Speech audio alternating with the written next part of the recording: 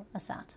Well, let's speak to Dr. Haian Dukhan. He's a lecturer of politics and international relations at Teesside University. Welcome to BBC News. How significant is this meeting in your eyes? This is the first time, I understand, that a Syrian leader's been hosted in the White House for decades and decades. Thank you so much for having me. Indeed, this is the first visit actually for a Syrian president to the US, and it's a major turning point in the history of Syrian-American relations and why the world is talking about many conflicts that are happening in multiple parts of the world. It's great to see that Syria is heading towards some sort of relative stability, and that Syria is moving now as well from what used to be Iranian / Russian sphere of influence into the Western sphere of influence. And this what really marks this trip as significantly important. We shouldn't as well forget the most important element of this is the fact that Syria will officially become partner in the war against ISIS. And this is what the president of Syria is going to sign. The agreement of Syria to become a strategic ally and partner in the battle against ISIS in Syria and Iraq. Indeed. I mean, it's quite a turnaround, and I think it's useful to talk about some of the other partners that Syria has. I mean, countries like Russia, for example. How might that change the equation, the fact that the US and Syria are getting closer?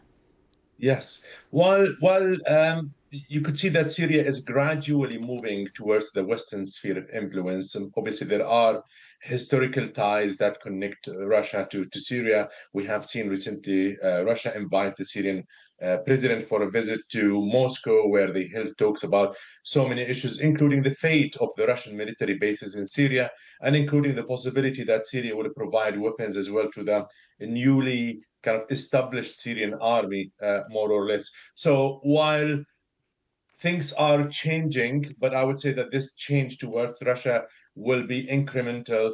And I can see that the Syrian leadership is probably feeling that the American administration could be unpredictable now, and they want to keep other channels of communication open with Russia and possibly China as well, like on the long term.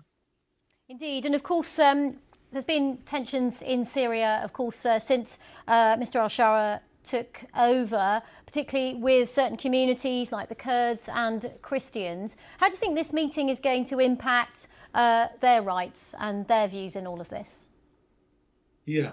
Obviously, the Syrian government is asking for full removal of sanctions that have been imposed on Syria over the past few decades, but the majority of the sanctions have been imposed during the course of the Syrian civil war.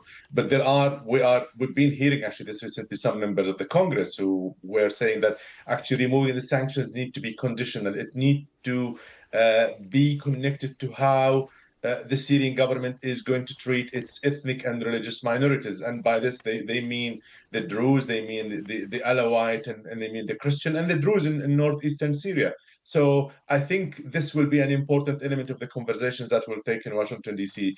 The U.S. will expect that the Syrian government will offer guarantees that it will respect the rights of the ethnic and religious minorities, and it will make sure that there is a full representation of these groups in any future governance in Syria. Indeed, it's really interesting to look ahead to that meeting, isn't it? Loads of elements as to why that is a really significant meeting for President Trump later. That's Dr. Haian Dukhan. Thank you very much for joining us.